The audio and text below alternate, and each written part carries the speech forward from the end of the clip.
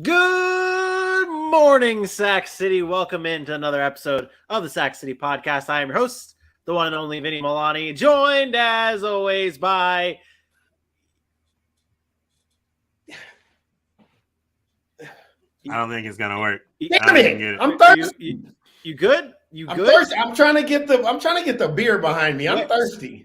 Man wants a Labatt. Since when did we have a Labatt Blue sponsorship? Is that a new thing? Really, I've always associated Labatt Blue with hockey because that's like a Canadian thing. So you trying to say that black people can't drink Labatt Blue or what? No, I'm saying that people who watch football is what you have in the background there on your TV that you've spent so much money on that. Dude, look at your new pad. It's absolutely incredible. Okay. Air mattress and Labatt Blue. That's all I got. He sold his wooden cabin in the sticks of Georgia. Nah, he sold his air mattress to be able to furnish the that street right there. Wait. Is that a bowling trophy behind me somewhere? What is that? What is that? That's your son's. Man, I think there's a ice skating one, a bowling, and a hockey one. Yeah, wow. There's a lot going on. Actually, at the end of the show, so if you want to see what's happening here, at the end of the show, we'll solo Aaron, and we can take like 20 seconds to just like assess his background. But welcome into another episode of the Sac City Podcast. I'm your host, the one and only Vinny Milani, joined as always by your boy AJ Johnson. Below, we have my best friend in the whole entire world. He is Aaron the Mukesiah Mukes. And beside him, below me, we have the smoothest voice in sportscasting. He is the reigning, the defending, the undisputed heavyweight valedictorian of the show, Dylan Kearns. It is a beautiful July 28th morning here in the city. Episode 59 is about to kick off. We're diving into the NFC North training camp that has kicked off for most of these teams today. It's going to be a great show ahead of us. Dylan, how are you today? I'm fantastic. It's a great morning. Yesterday, I was watching extensively the Big Ten Media Days. A lot of great stuff there. A lot of stuff going on with all the teams. And James Franklin came to the podium, the Penn State guy. He's fired up for some reason. He got a bag. Anyway, a lot of college football going on. A lot of football going on. Training camp, good stuff coming out. The MLB trade deadline, I like that a little bit. We went into that. But, yeah, as long as football goes, I'm fired up. Training camps are underway. Pads are popping. Battles are happening. Stuff's coming out, and we got content, boys. Dylan, unlimited. Was it just me, or did you think that James Franklin got like a hell of a tan over his all season? Like I remembered I thought he was a white dude. Yesterday, he was as black as me and Aaron. I was like, wait a minute. Whoa. He can afford to go to college. He's probably in between you and I. Yeah, I'm caramel. You he was closer to you, but I didn't want to call you fully black because then I want to, then I'm just left out in the dust, trying to play catch up. So I thought it was impressive. I just see the Family Guy episode where he's holding up the skin color chart going up to that guy's face. It's like which color it is. That's the lead. Cinnamon. I'm brown number 13. Okay, got it. I'll check for brown number 13 in the Crayola box next time I pop one of those bad boys open. All right. I would. Half off in Plantation, Florida. Do we have what? Wow. Go on. Do we have what? Just go.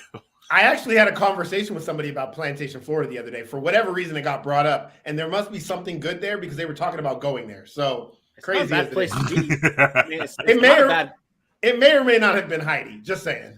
I hear they got good land down there. Wow, we're name dropping on the show today. Hopefully she's watching. But either way, let's get into our morning headlines here. And really, there's only one big time headline that I want to bring up here. A few big name players passed their physical and officially got removed from the PUP list yesterday. That included George Fant from the New York Jets, Alex Kappa from the Cincinnati Bengals, Clyde Edwards-Helaire of the Kansas City Chiefs, and one Michael Thomas, wide receiver for the New Orleans Saints. He is officially off the PUP list and ready to go for the New Orleans Saints, and his quarterback is very excited. So we are ultimate competitors, right? He's a perfectionist, and that helps my game because I can put my trust in him, and he can put his trust in me because we know that we all in, right? I know he's one of the greatest receivers to play this game as of this date, and he's missed 2 years. You know what I'm saying? Like, the facts don't lie, right? So I know what he's capable of. Now we both just got to get healthy and work together, right? We got to build that rapport, and that's going to happen with this experience, with him being able to be out there and do as much as he did, and me being able to just see him and work with him. Other than Jameis looking like absolute predator right there in that interview, he's hyped to have his boy Michael Thomas. Yeah, he's hyped to have his boy Michael Thomas. Now, there's only one person we can go to on this panel to start the show talking about Michael Thomas, and it's you, Aaron. You have been the most negative about Michael Thomas this offseason. What are your thoughts on him coming off the PUP list and being ready for training camp? Who?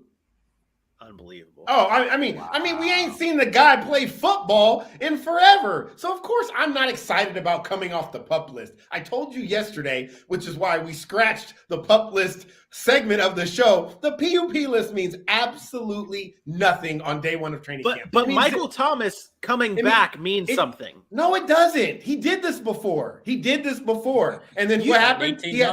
He had another setback. We've seen this before. Until Michael Thomas steps on a football field and plays in a game, I don't want to hear about how good he looks on an Instagram video, what he's going to bring to the table, how emotional it is for him to come back and play in 2020. Why doesn't he give some of the money that he took 2 years ago back? Let's start there. Give some money back to the Saints so they're not over the cap and they can actually sign some players, because you robbed them. You took 2 years of their contract and you ain't played since. I am not trying to get on Michael Thomas and say he's not a talent. We know this. Jameis said it best. I'm not arguing that. He is a talented receiver. 1,700 yards, 1,400 yards, 1,200 yards. He was all pro. Like, he did his thing. But it's been 2 years since we've seen him on a football field. So I'm sorry if that I'm a little bit skeptical and the Saints fans don't like it. Yes, the last time we see Michael Thomas, he was okay. He wasn't great. He was okay the last time we seen him. So I'm going to leave it. Yes, you can give me that look. The last time we seen Michael Thomas, he had 438 yards on 40 catches in 7 games. He was okay. He got injured. Got it. Hey, so real quick, 7 games he played, he was okay. No, you're good. You're fine. I was thinking the last time I really thought about seeing him was when he broke the record for reception. So if you want to bring that up, that was 3 years ago. So that, again, he hasn't played football for a full season, almost 1,000 days. If this is anybody else we talk about, and they're hype on him. What about not you? They are hype on him. But again, I would say the same thing. But we also talk about 30-year-old receiver. He's had mileage on his body. It's a different time, a different position. It's not the same as a Trey Lance who hasn't played in whatever years or anything like that. I'm not saying he can't be good. I'm saying that can he just prove it before we just start saying he's going to be back to what he was in 2018 and 2019? I just want to see him do it. That's all. That's what I needed to hear from you. I needed to hear that last part because I was going to come in and come at you and say, where's that same energy when we talk about Deshaun Watson, who's missed a year of football? But the age, you brought up the age, which is a very good point about Deshaun Watson. The position is so different, guys. And that too, you made up some very good points, but I've come to the conclusion now that we kind of like, I pegged AJ as a Commanders fan now because Carson Wentz, and Dylan has all of the teams that he loves. And Aaron, you now have the exact opposite. You hate the New Orleans Saints because not only do you hate Michael Thomas, but you also hate Chris Olave. So this is what's going down. He hates 2 receivers. He loves their football. We're not going to stop. We never stop when I tell you to stop. But the difference is, I have preached about the Saints being a contender. Yes, I have talking about an individual player. Yes, it does. Change anything? No, it doesn't. It absolutely does. It absolutely does. All those years, people hated Tom Brady and the New England Patriots. They were allowed to hate him. It didn't change the fact that they were going to be contenders every year. Okay, Aaron's not saying they're not. He's saying they are. I'm saying that they are. I like the Saints. I love Jameis. I love that defense. I love the Saints. I hate Chris Olave, and Michael Thomas has to prove it. It's your new. You don't like Ohio State. Like I said, that might be true. Like I said with what we did with AJ and what we've done with Dylan, you are not going to be saved from this. Your new most hated team will be Aaron. Doesn't it suck? I'm a Colts fan. Apparently, it does. It's going to end up happening. Why isn't my most hated team the Washington Commanders? Then because I hate Carson Wentz more than any football player on this planet. Came on the show. It's just more fun. It's just more fun to say you hate Carson Wentz people on the panel. That's just boring. I mean, I'm a hater of players. There's over 1,800 players in the NFL. We're gonna get 2 of us four of us on one. To be fair, who has the strongest opinions in a negative light about players on this show? It's me. Easily. Mac Jones, Chris Olave. Like I am not afraid to say I do not believe in this player. So you could argue that maybe 30 teams out of the 32 I hate. But at the same AJ time, loves everybody. It doesn't mean I'm not afraid to say this guy can come back. AJ loves everybody. AJ, I want to believe in people. AJ, what do you think about Michael Thomas coming back? What are your thoughts? Other than we gotten Aaron's take from it. What do you think about Michael Thomas returning? I'm basically in between where we sit. I'm not as negative as him, but yeah, I absolutely believe he needs to prove it, but I think he will. I think to an extent. I don't expect him to have 150 receptions. I don't expect him to have 1,400 yards. I expect him to come in and be the guy that Jameis is looking to in clutch time. I expect him to come in and put up a very respectable season. If he can stay healthy, I believe as the weeks go forward, he will prove that he has been one of the best receivers in the league and can once again be considered one of the top receivers in the league. Will he ever be top 3 again? I'm not going to say no, but I'm not going to jump that fast either. I think he has to come out. It's good to watch him work out. It's good to see him get out there with the team and start getting that chemistry together. But absolutely, until he can get on the field, put on pads, take high contact, take low contact, and show that he can withstand it, yeah, we need to be slightly cautious. But a guy who's been that talented before and a guy that the Saints, despite being angry with, have not given up on, that's kind of says something to me that they believe that he can be a very serviceable part of their team going forward. So I'm excited to see him come back. I'm hoping he proves it, mostly because I still got 1 year left of him on my fantasy team and, and because I want to see him do well. So I'm in between. Prove it, but I believe he will. I'm all aboard Michael Thomas. What about in fantasy, Dylan? Are you all aboard Michael Thomas? Yeah, I do. I think this year Michael Thomas will have 83 catches, 1,300 yards, and 7 touchdowns. I think he comes back with a vengeance this year. I do. I truly believe in Michael Thomas. I know he's missed a lot of time. I know all that stuff that he's got going on with the issues with his foot or anything, the shit that he does. He misses. He's weak. I don't care. Look, I've seen this guy produce. And I've seen Jameis Winston have 1,000-yard receiver and Mike Evans every single year that he was down there, right? I trust Michael Thomas. I might be the only one that does here. And you can say no. You can say you're wishy-washy. I'm not afraid to take a stance and say I love this guy and he's going to produce this year. That is not even what I want to point out. It's the numbers you threw out. I think you just said those numbers without thinking. I thought about it the whole time. YouTube 83 catches and 1,300 yards is something Michael Thomas has never done. You know why? Because it's not Michael Thomas's game. He is not Mike Evans. He is not going to catch 80-yard touchdown passes from Jameis Winston. He is the guy that goes. He is a high volume, low yardage guy. Look at his numbers. In order for him to have 1,400 yards in 2018, he had 125 catches.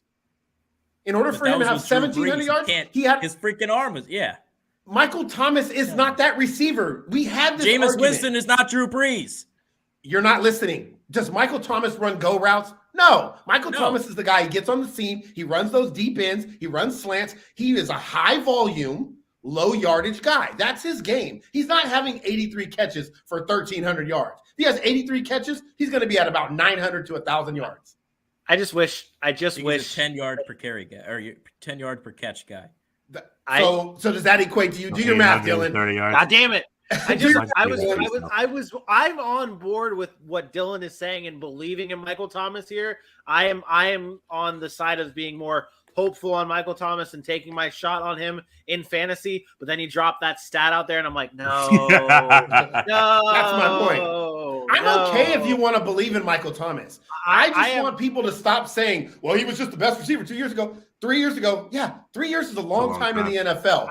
So we have to see it. That's all I'm saying. I see a similar campaign to this. I see a similar season this year to something that he had in his rookie year. He was 92 catches, 1,100 yards, 9 touchdowns. I maybe see a little bit less this season just because maybe the injury and something. And obviously you can't not factor in Jarvis Landry, Chris Olave, and don't forget Alvin Kamara when he's going to be on the field. So there's going to be a lot of this is not just like the normal New Orleans Saints team that Michael Thomas was a part of before, where it was really just him, not to disrespect any of the other pass catchers that the Saints have had before, but no one was on Jarvis Landry's level.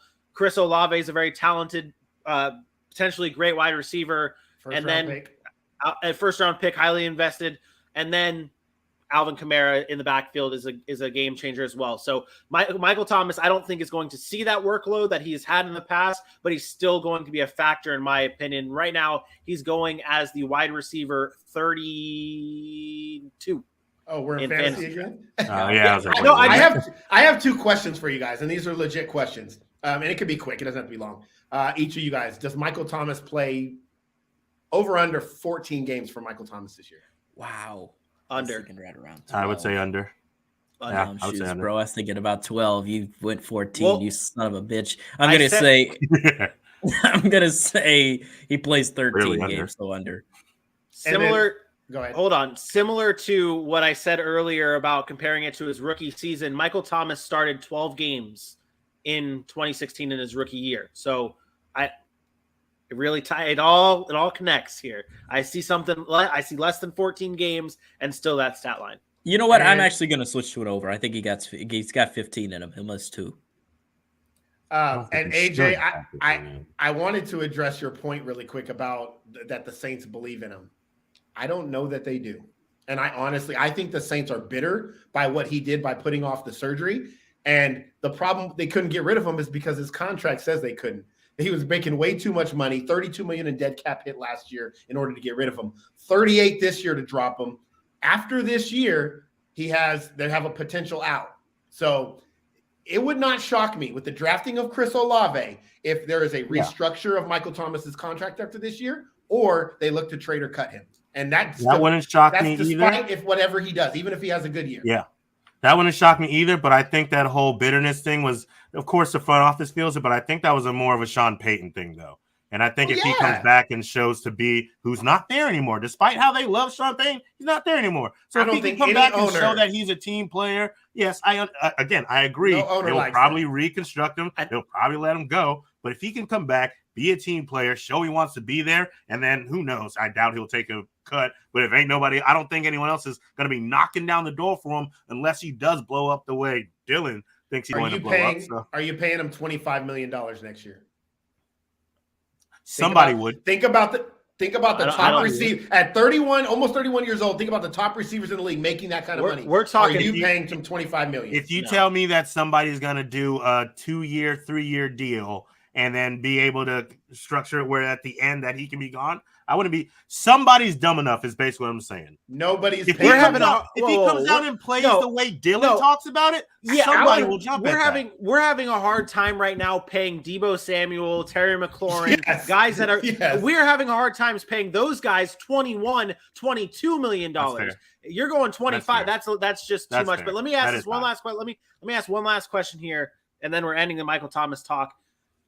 They obviously drafted Chris Olave, invested a lot in him with that first-round pick, then brought in Jarvis Landry. Do you guys see anything about maybe like them almost having like a pitch count for Michael Thomas? I mean, we're seeing these teams wean their players back off of injury and kind of give them time off and rest and recovery and ease them into it. The Saints have that ability with Jarvis Landry and Chris Olave getting used to this offense. Do you think that maybe Michael Thomas comes in here and has less of a role early on because they're trying to get him back into real game shape because he hasn't been himself in 2 years? Early, yes. Early, absolutely. Early in the season, you'll see him used. I don't want to say sparingly. You'll see him used differently than when he's on the field, 90% of the snaps as he was, a few years ago. I don't think if he stays healthy, I don't think as the season goes on, that stays though. I think if he's comfortable and he's healthy, he'll be in the lineup just because he is that talented.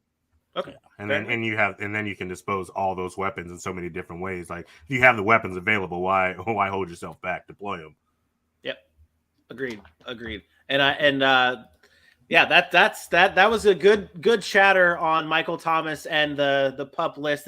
That's what I was shooting for last night, Aaron, by the way. That's what I was actually shooting for last night. It was better today because he actually came off and he's actually practicing. Being on it is just what he'd been doing for 2 years. So it was pointless. But the reports were that he was going to be coming off of it early. I digress. Well, the reports were Jimmy Garoppolo was a giant. I just muted you. That's what happens here. AJ, wow, you load up low. On your golden pipes. He didn't even whistle. For the socials here. Tell the beautiful people at home where they can follow us at before we get into our NFC North training camp preview. I'm going to wait for the music to kick in before I start. Maybe that was the deal. Maybe I sound great this time to tell ladies and gentlemen that Sac City Pod is where you need to be. And we appreciate that you rock with us every Wednesday through Friday morning right here at Sac City Pod on Facebook, Twitter, Instagram, YouTube, and TikTok. Ladies, gentlemen, if you have not done it yet, go ahead and hit those likes, those follows, those shares, repost it, retweet it. Make sure everybody you know is seeing the Sac City Pod on all of your social media platforms on Wednesday and Thursday and Friday, 10 a.m. Eastern. Watch us on YouTube. Listen to us any platform, podcast, audio you want because we are there. Ladies and gentlemen, good morning. It's Sac City, #GMSC. And if you're on our social pages and you see these little posts that we're having where we're interacting, we're getting your fan votes, please participate. Please share. Let us know your thoughts, your opinions on these things. We have a great alternate helmet bracket going on right now on our Instagram and our Twitter page right now. You can go check it out and vote for who you think has the best alternate helmet in the league right now. We're entering round 2 this morning. So you guys are be able to vote on I believe it's the Bengals and the Panthers in our first round 2 matchup. 2 heavy hitters in the alternate helmet game. So check out our socials at Sac City Pod, like AJ said, Instagram, Facebook, Twitter, TikTok, all that good stuff. Let's get into our NFC North training camp preview here. And right now, I guess it's more like a training camp deep dive because things are underway, especially in Green. AJ, where did you put this B-roll at? Where is this B-roll at? I don't even find it. Where was this? Oh, there it is. Not where it was supposed to be. Green Bay, get on your bikes and ride. Packers training camp kicked off today with all eyes on Aaron Rodgers and the new look offense coached by newly crowned offensive coordinator Adam Stenavich. Really, it's all eyes on Aaron Rodgers and it's all eyes on the wide receiver position. AJ, with this new group here, headlined by Alan Lazard, Randall Cobb, Christian Watson, maybe it doesn't jump out at you right away, but maybe there is something special here. What is the state of the wide receiver group in Green Bay? Well, honestly, and this, you probably heard this from somebody else too, but this wide receiver group is going to go as Aaron Rodgers goes. One thing that slightly concerns me, but I'm not worried, I'm not jumping for the hills, is the news that Christian Watson is basically probably going to be done for training camp at this point because, as you know, they spent a little bit of investment. They traded up for him and got him in the second round, spent a decent pick on him, and now, you know, he's going to be missing that part. And it's only concerning to me because they need bodies. They need bodies and they need production. If you think about last year, Devontae Adams accounted for 169 targets. The next person had 100 less targets. Like, that's an astounding number. And now you think about it, and we know they want Alan Lazard to be the guy. He had 40 receptions last year. The next guy didn't even get 30, who they're coming into the season with. So the production level is really low going into this year. You think about a Randall Cobb who had 28 receptions last year. That's going to be Aaron Rodgers' most trusted guy probably coming into the season. Alan Lazard's there because he's talented and younger. And then Sammy Watkins, who none of us on this panel really believes is going to play a full season, and who knows what's going to happen at that point in time. So with Christian Watson being on the PUP list and coming along, I think they made a good decision. He's a rookie. They did invest in him, and you might as well go ahead and take care of that now. So maybe he gets healthy week 3 or something like that, and he can go on as the season progresses. And then if he's healthy late in the year and he's learned the system and his talent shines, now they have another weapon to deploy late in the year. And I like that idea. You invested a lot into him. You know, don't let a lingering injury hold him back throughout the season. Then you maybe miss him in the playoffs when you need it. But the fact that he's not getting that trust right now with Aaron Rodgers does become a little concerning because that means it's going to have to take longer to grow. But I expect Aaron Rodgers wants to spread this ball around. I don't expect even wanting Alan Lazard to go on. I don't expect them to give him 150 targets. You know, I think you're going to see this ball move around a lot more. And with Christian Watson being on the PUP list, it's just one less body that they get a chance to do that with. I'm a little concerned about Christian Watson. I remember the draft process. Aaron, you were the first person to really hype up Christian Watson, and then we all really got on board, and we all really liked the tape, and we all liked what we saw from Watson, and we thought he would be a great fit, obviously, in Green Bay with Aaron Rodgers. But now with the knee injury, he had minor knee surgery, and his timetable is sooner rather than later. It's not that severe. But like you said, AJ, it's the trust thing with Aaron Rodgers. And yesterday during day one of training camp, they had two big time plays in camp. And I know it's just training camp. We don't want to look too much into things, but they had two big plays. One was a jump ball to Allen Lazard, who Aaron Rodgers was almost like a trust throw. The other was another jump ball to Romeo Doubs, the rookie wide receiver out of Nevada, who Aaron or AJ, you were very high on during the draft process. That's the kind of thing that sets back Christian Watson. That now Aaron Rodgers is able to develop more trust with everyone else but him, and we know Aaron Rodgers likes his receivers that he trusts. So I think Christian Watson is falling behind isn't good, and I'm worried. I'm worried for Christian Watson.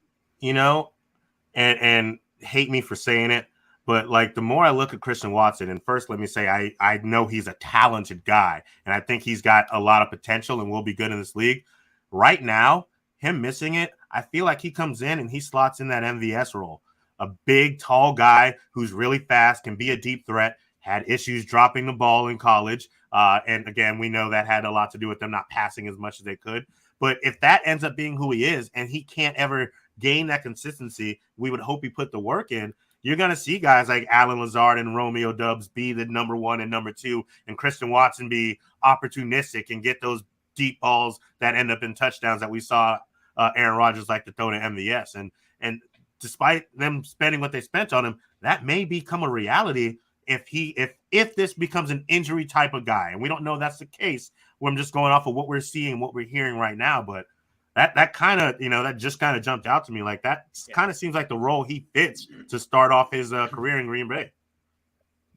Aaron, I know you're about to touch into this, but before you go into, you can go all out here.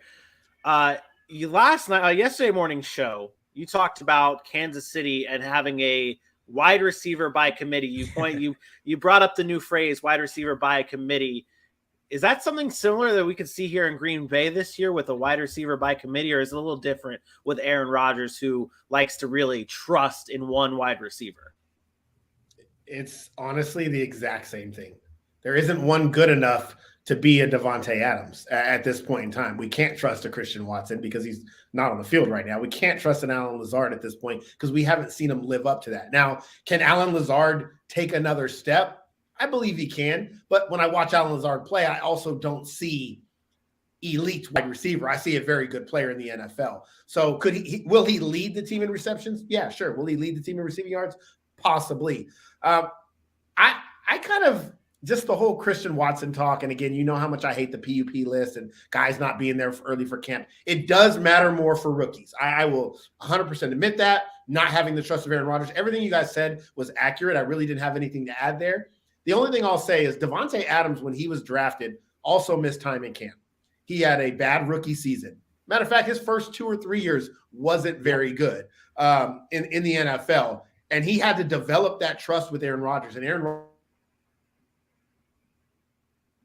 Rodgers would be really in his career that they had to get better. I don't know what happened there. That they had to get better in order for that trust to kind of build. And I think that happened over time. And I still think that can happen with Christian Watson because he's super talented.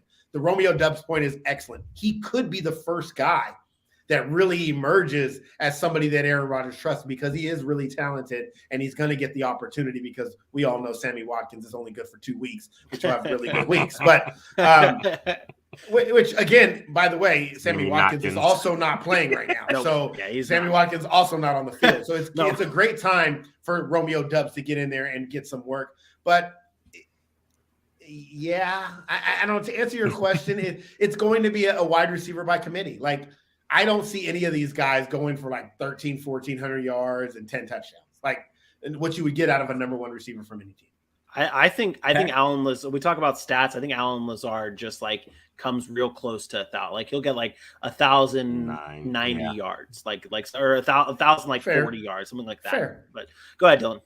You look at the like Packers fans and stuff, right? And I think one season that this really reminds me of when the Packers sort of had a similar situation going into a preseason and also a training camp. 2016, you remember Jordy Nelson tears his ACL. They lose James Jones. They have Randall Cobb. They have a young guy named Devontae Adams in year 3 in the league. Everyone was waiting to see what they had out of him. And not saying that Mr. Alan Lazard is Devontae Adams in this situation, but people were raving about other guys like Jeff Janis. There was also Jared Abbrederis. Everyone was like, all right, let's go get some stock on these guys. We're going to see which one's going to step up in the absence of Jordy Nelson. Let's start going for them. Oh, wait. Then there's also a young guy named Geronimo Allison who played a little bit for that team as well, and they started making plays and stuff. So, I mean, there's a lot of mystery boxes in that wide receiver room. I do like the Romeo Doubs. I think he's a solid wide receiver, but this is a similar situation Green Bay was faced in 2016 heading into the season where they had their star wide receiver either hurt or left, and they had a bunch of young guys trying to fill a void that has been left in that wide receiver 1 spot. And also, it is a good thing when your quarterback is Aaron Rodgers, and he seems pretty confident in his wide receiver, Alan Lazard. I mean, it's always tough going from Hall of Famer to Hall of Famer. From Devontae to Allen, it's going to be, a transition, but he's capable of a lot. I thought it was great that he brought back. He did the Hall of Famer for Hall of Famer thing, and we did it yesterday, and I had to do it today. All right, we have one more topic on the Green Bay Packers. Aaron, the offensive line for the Packers, normally anchored by David Bakhtiari, he will not be available for training camp, and they asked Packers GM whether or not they can put a timetable on it. And he said straight up, we're not going to put a timetable on David Bakhtiari, who had another knee procedure this offseason. They have another offensive lineman, Elgin Jenkins, who also started training camp off on the PUP list. This is where you can actually say, Aaron, it doesn't matter that he started on the PUP list. Look at this big man go during these drills here. Coming off of another offensive lineman who's coming off an injury. He looks fine. This is where you can say, it doesn't matter. He's just a PUP list, whatever. Fuck the PUP list. Jenkins is okay. But for these offensive linemen to be missing time in training camp, what does that mean for this Packers team? It doesn't really mean much to me, and I'll tell you why. I will say the Bakhtiari thing is concerning, but barring him being out for an extended period of time and missing time this season, if it's just like, hey, you're missing training camp, it's not a big deal to me because this offensive line is one of the most veteran offensive lines in the league, played together. You got Runyon up front, Josh Myers. We talked about an I don't even know how to say his name, Jenkins up front. I think that cohesiveness is already there. It's a team that's already kind of had this core group together. They would be fine. The reason you're concerned is Bakhtiari. He's had 3 knee procedures since he tore his ACL. He's only played 27 snaps since then last year. So you worry about his long-term effectiveness and if he's actually going to be able to be on the field. But if all things point to, hey, he's going to be on the field, they're going to have both of them ready to go for week 1, I don't think you're worried if you're Aaron Rodgers. You trust those guys. Those are your bookend tackles. They've been there. That offensive line has been good. I don't think you're worried too much. If you do have a concern, it's really just about Bakhtiari and his long-term concerns and effectiveness need. Packers going to Packer. That's another team that is just confident that they're going to be back in the playoffs. We'll have more team preview. We'll have more team previews as the coming weeks as the weeks progress. One of those words. Heading up north to Dylan's NFC Championship Minnesota Vikings. I had to do it. I had 2021. Let's say it's a new season here. Don't say it's this year. You are correct. That was 2021 where you did predict the Minnesota Vikings to be in the NFC title game. They did not. This year, their training camp kicks off with a new head coach, Kevin O'Connell, taking over for Mike Zimmer with a team with loads of talent, including Justin Jefferson, Adam Thielen, Dalvin Cook. It's just stars on stars in Minnesota. Dylan, I'll start things off with you. What does the offense look like under Kevin O'Connell? Well, I really looked at this and I saw that they're going to go pass heavy wide receiver sets, about 4 wide receiver. There's a battle for the 4th wide receiver spot in camp right now. They're going to go with a 4 wide receiver set, and they like to spread it out. Think of it as not necessarily the Los Angeles Rams, but there's a lot of pre-snap motion, and they're trying to use Justin Jefferson in that role that they use Kupp. Get him in motion a little bit, try to see the read. Because we all know Kirk Cousins' first read's good. Might be one of the best in football. When it gets to the second and third read, that guy is not the best. You can say that about any quarterback, but especially for Cousins because he's so cerebral and also stupid at so many different times when he plays the game of football, whether he's taking knees or doing whatever the hell he does out there. But they're going to throw more on first and second down. Last year, 3rd and 8 was their average on third down.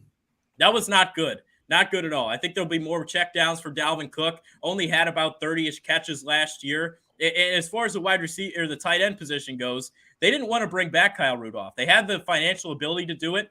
They wanted more athleticism at that position, sort of fit the Kevin O'Connell offense. Irv Smith may not play with his hand in the ground as often. He's never known to be a good blocker in any of that stuff. He goes out, he makes good catches, and that's sort of his role. CJ Ham, the fullback's probably not going to play much in this system because for the first time in franchise history, you could argue, the 21st century offense for the Minnesota Vikings. They're not going to be ground and pound with Gerhardt or Adrian Peterson. Dalvin Cook will still get his, but they're going to throw the ball a lot more, be more spread out. And you want to keep a close eye on someone in camp. Sleeper is Kene Nwangu, that kick returner last year, the fast lightning jet. They ran him up the middle last year. That's not his game. They'll get creative on this scheme. O'Connell's excitement's there, but also understands his fast motion offense comes with reps. Every time we get out there, he's like, I just want to practice right now because I'm so excited to be around you guys and the culture that's being built, the locker room that's built, the systems that are being put in place. And I think that's kind of a general theme when you ask coaches or players in this building. That's kind of the general theme. But now, like he said yesterday in our team meeting, we got to go put the work in. And when it's time to go, it's time to go. When it's time to take care of you guys, we're going to take care of you guys. But when it's go time and we say, hey, it's all out, let's go, I expect it to be physical and tough and fast.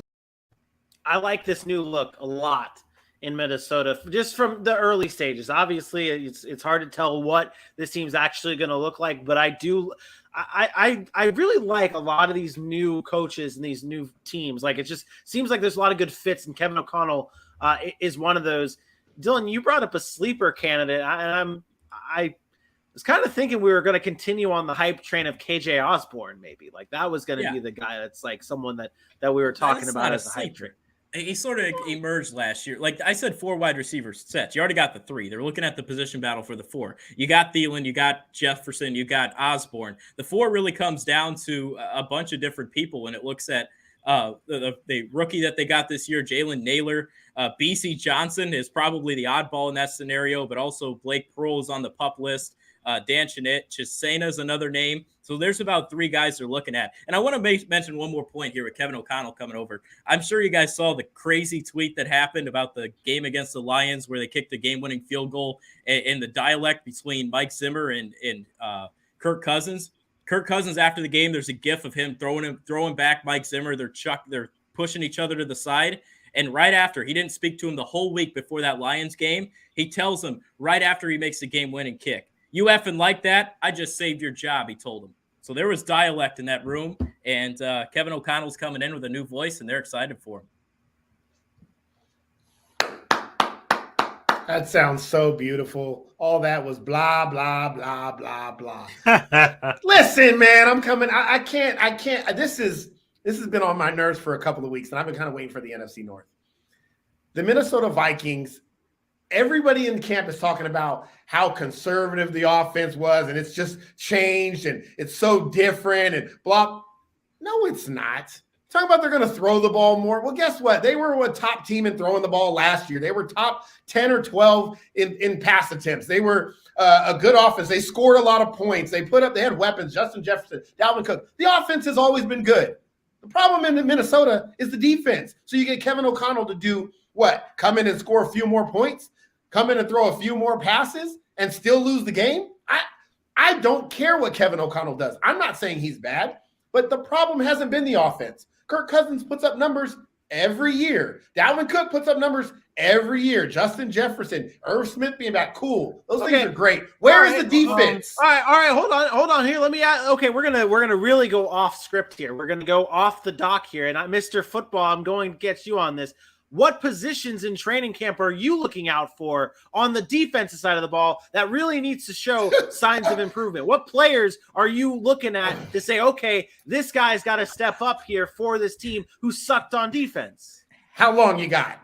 Every damn position on that defense was bad. That's lazy analysis. That's lazy analysis. Exactly, but it's easy analysis. Listen, the addition of Zadarius Smith, great. The back end of their defense needed to improve. Old Harrison Smith, old-ass Patrick Peterson, they can't be your best players. You draft a Lewis Seen, who is good, but he's a rookie. Cameron Dantzler and Chandon Sullivan, I don't even know who those guys are. Did they play football? Yeah. Did they play football? It's a good nickelback. Listen, Vince needs help, especially the back end. If they get what they expect from a Lewis Seen, great. Maybe an Andrew Booth this first year can come in if he's healthy and step up year one. But the defense is the question. It's not about the offense. Minnesota is going to score points. Guess what Minnesota else is going to? They're going to be in games against good teams, and they're going to find ways to lose games that they should win because the defense has not been very good. That's why Zimmer is not there, because Zimmer is a defensive guy whose defense wasn't good anymore. The offense has been the offense. So the best defense is a good offense, I guess. When you lose 5 games by a combined 18 points, offense might be a thing that can help you win some more games. This is the NFL, man. Like 80% of games are decided by 7 points or less. That statement. Let me ask you this question. Wait. Let me ask you this question. Let me ask you this question. How good is that Chargers offense? How many games do they? Now is pretty decent. And how many games do they lose that are close games? Yeah, but you can attest that to so much more. Like you can. You can look. First off, we can all attest that Mike Zimmer was not the guy. We understand that. Brandon Staley's still learning and making mistakes based on his hubris. But when you think about an offense that's coming in Kevin O'Connell and what they're about to do, some of those field goals in those field goal games could easily have been turned into touchdowns. And if you're scoring those, talk about lazy analysis. I thought that's talk about lazy analysis. Well, the field goals could have been the touchdowns, maybe. So now they go from being a top scoring team. The personnel hasn't changed. They have always been a good offense. The same guy that you're arguing about offense, Mike Zimmer with a great defense and an average offense with whoever the backup quarterback was in an NFC Championship game. So all this push about offensive guys. Well, guess what happens when offensive guys come in? Defenses adjust. The Dallas Cowboys, great offense. Oh my God. Why was Dallas good last year? Wasn't their offense, it was their defense. The defense still matters. You cannot. I'm not saying that Kevin O'Connell doesn't have an impact. What I'm saying is that impact does not overshadow how bad that defense is. And what's going to happen is they're going to look a lot like the Chargers did. They're going to have a really great offense, but their defense, the more possessions their offense scores quickly, guess what? Defense is back on the field. They give up more. Like it's just to me, they focused on getting a good offensive coordinator, a good guy that ran an offense, which is great. But they have to put focus into that defense. And they have. They've tried to, at least I should say. We'll see if that picks up. If that defense steps up, then Minnesota, it will be a team to reckon with because you add in the addition of an O'Connell with those offensive weapons. But I'm looking at that roster on defense, and I'm like, who's going to stop anybody? Who's going to stop Aaron Rodgers in that secondary? Well, no one was gonna stop Aaron Rodgers on that team. Yeah, hey. So they're fighting for a wild card. They're fighting for a wild card again, and in the playoffs, if they happen to make a wild card, they get beat by one of the better offensive teams. That's my problem. is because their offense still has got to stack up against Tampa, Green Bay, whoever comes out of the East, the Rams. Like they all have great offenses. The difference is they also have good defenses. I think Minnesota to end this. I think Minnesota did a lot of right things this offseason to move forward to try and compete with the rest of the NFC, including drafting guys like Lewis Cine and Andrew Booth. Let's move on to the Chicago. Let's move on to the Chicago Bears. Their training camp has kicked off with a lot of young talent on their team, led by Justin Fields, Velus Jones, Darnell Mooney. Hey, I will say they did have big names show up to camp that we didn't originally think that would. Guys like Robert Quinn ended up showing up. It's good news for the Chicago Bears. I have one good bullet point on the Bears training camp. And if we can think of others, by all means, shoot for the stars. But really, this is about Justin Fields. Like, that is the biggest thing with the Bears as a team that didn't do a whole lot in the offseason to really get better. Some may say they did a whole lot to get worse, but Justin Fields, their franchise quarterback, is still there. He's very young, very promising. Aaron, what do you look for from Justin Fields in year 2 of training camp? I don't think it's about Justin Fields. It's about the new offensive coordinator. It's about Luke Getsy coming in and doing the things that fit Justin Fields, the scheme for Justin Fields, right? They've talked about him coming in and running the Shanahan-style offense, zone blocking, allowing him to get out in space, do things like that. I think that's the smart move. You have to allow a guy like Justin Fields to be Justin Fields. I don't care if you got to treat him like Lamar Jackson. Tell him to run the football and then take the easy throws when they're there. If they do that, they're going to be successful. We saw it towards the end of last year. And I'm not saying that he was dominating by any stretch of the imagination, but he started to have games that looked a little bit better. He was starting to get more comfortable in reads, getting more comfortable being out in space when they finally said, you know what, we're going to let this guy play. And I think that's important for them. So it's really just about doing the things that Justin Fields is comfortable with. In college, they ran a pro-style offense, but they weren't shying away from moving him and getting him out in space and things like that. And that's what's important to him. At the end of last year, minus the 3 games that obviously he missed, he started to throw for 200-plus yards 3 of his last 4 games that he played. He was throwing for more touchdowns, 4 touchdowns to just 3 picks the last 4 games that he played. I think that Justin Fields will take the next step. He's seen defenses.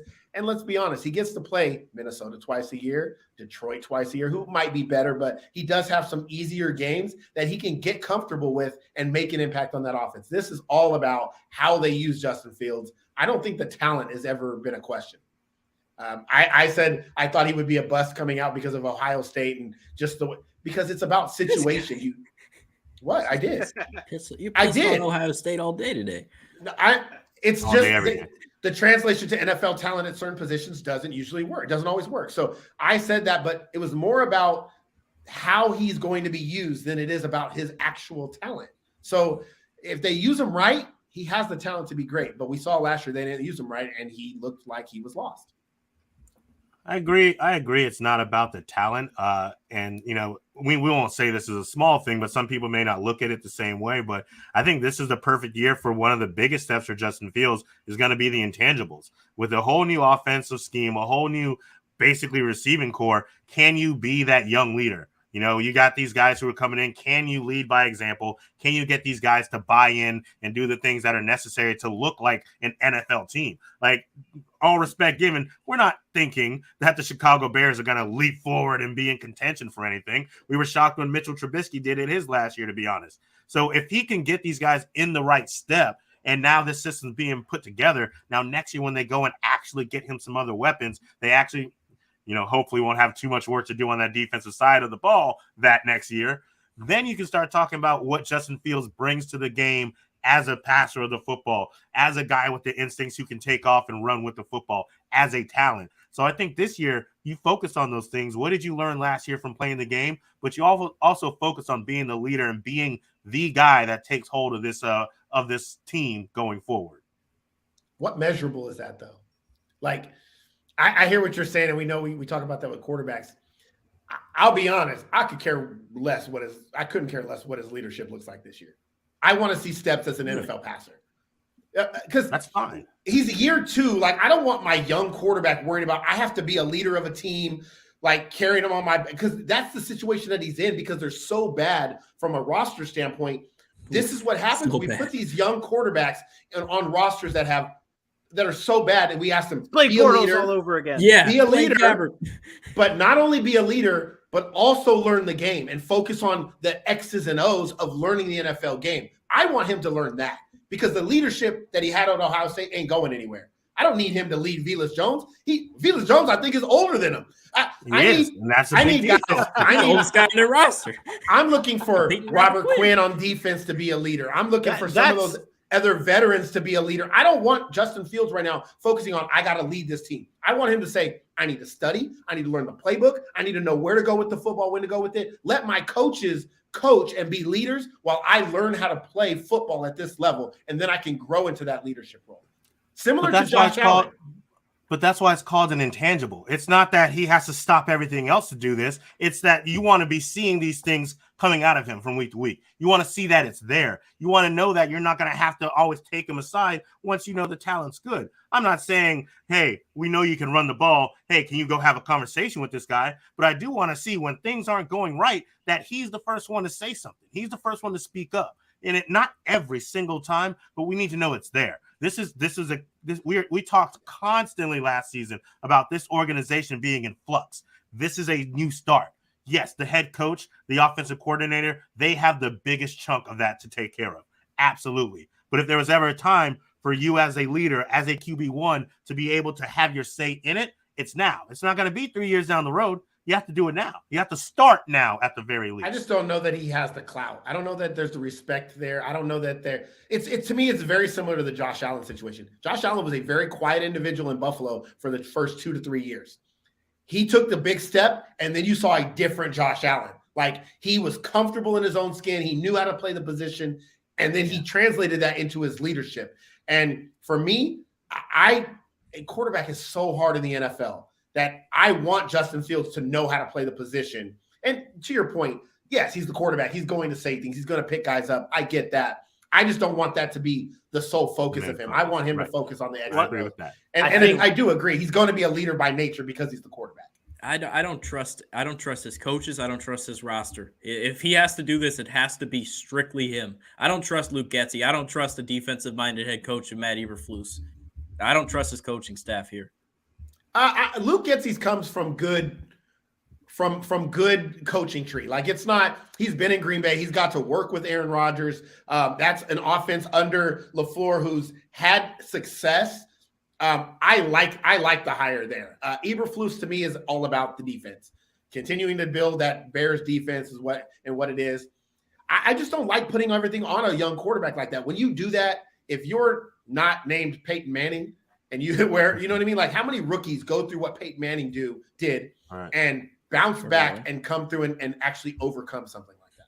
Hopefully. We're hoping. Yeah. But I think it was, you guys brought up the leadership thing, and I think it is good that Robert Quinn and Roquan Smith ended up showing up to training camp on Tuesday for them. That's a big deal for this Bears team, because even though no matter where we think this team is going to end up at the end of the season, you need your leaders to be there and show up at day one, no matter what. Like, it sucks that they're going through these contracts, the contract negotiations, and it's not going their way right now, but they're showing up for the team to help lead this young group into a new direction, hopefully on the rise.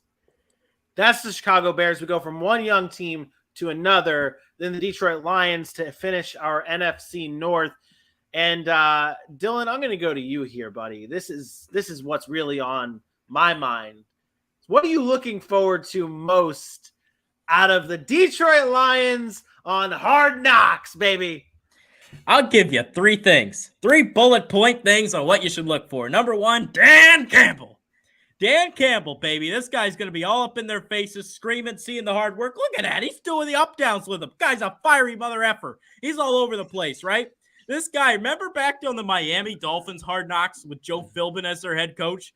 He was the tight ends coach here. He screamed at Michael Ignu and said, I want to see how you respond. He wants to get in the faces of these young guys. He doesn't care. He doesn't care if you're wearing a practice jersey, if you're there for 2 weeks, collecting your little check, staying in the hotel or the camp, wherever you're at. You're showing up. You're a young kid. Get the F off my field. I'm ready for it, man. He's going to be fired up. He's going to bring that dog-eat-dog mentality, and he's going to have it. Point number two. Aiden freaking Hutchinson, baby. Should he have been the number 1 pick? Camera mics all up in his face, baby. Michigan to Detroit. Talk about a storyline there all over the place. Number 3, final point here. Maybe it's a little oddball. You see all these random guys from training camp to training camp, Hard Knocks. There's always gravitate towards some little story. Someone either has a good story or they're very entertaining. One guy that was very entertaining a few years ago was Juju Hughes. Toothpick. He always had the toothpick in. He was on the defense with the Rams. Juju Hughes is now a Detroit Lion. He will be in the first episode. Book it. Here come the Lions. Here comes Dan Campbell. I'm fired up just thinking about it. I feel like I just did a segment with Dick Vitale, bro. Hey, That's what I'm talking about, baby. Juju Hughes will be in the first episode, which will be his last episode. You can't get rid of Juju Hughes. He's a diaper dandy. He'll probably get cut. Hard Knocks is going to be great with Dan Campbell, though. Dylan hit it. Those points were honestly right on the money. The Detroit Lions are going to be a fun and entertaining team, even if it doesn't equate to wins. And I'm excited to watch them on Hard Knocks. I think Dan Campbell's one of the best motivators in the game and very underrated as a leader. And maybe the X's and O's of Dan Campbell's game is not quite there. We've seen wasted timeouts and, some questionable calls as a head coach. But there is no debating that when you look at that team, they play for Dan Campbell. And to me, the sign of a good leader is that. And I'll take that any day over X's and O's because I can find somebody smarter than me. But finding somebody that can lead better, I don't know. I've never seen Bill Belichick do up downs like Dan Campbell was doing in that video, okay? I've never seen Andy Reid do any up downs with their damn team, okay? But see, this is the shift. I will tell you, down. The shift in understanding your players. And actually, Andy Reid has done some very uncharacteristic-like things to change with the times, which is why he's been so successful. And I'm not here to knock Bill Belichick again, but there is a reason why players do not relate to Bill Belichick all the time. He is not willing to change. He is not willing to adapt to the younger generation, the younger demographic, the younger mindset of being sensitive to certain things and understanding how to get those players to play for you. It's why he has trouble bringing in free agents and people leave when their contracts are up. So despite all the great things those coaches have done, one of those coaches is still successful every single year without the greatest quarterback of all time, which was Andy Reid, who had Alex Smith and guys like that. And Bill Belichick, since losing the greatest quarterback of all time, we start to question who wasn't. And again, great coach, but sometimes your time is up. Bill Parcells said it best. He's like, I can't coach in this league anymore. I don't relate to these players. There you have it. Dan Campbell's a better coach than Bill Belichick. Book it. Oh my God! I'm Here kidding. we go. I'm kidding. That's how I wanted to end the show. That's how I wanted to end this Lions talk. This was a fantastic NFC North training camp deep dive. We have so much more content coming your way. Tomorrow we will be diving into the AFC South. The AFC South is tomorrow morning. We're going to dive into the Jaguars, Titans, Colts, and Texans at 5. Hey, it's the greatest time of the year for the AFC South because this is the last time they can actually talk and be relevant. Hey, once the season starts, it's over. This is here. It gets we're and then once season starts, it's. I can't wait to talk about the Titans. Yeah, oh boy, it's going to be a great show. You're not going to want to miss it live at 10 a.m. Eastern time right here on YouTube at the Sac City Podcast. For your boy, AJ Johnson, for my best friend, Aaron Mukes, and for the smoothest voice in sportscasting, I am me. We will see you tomorrow. Out. I'm back.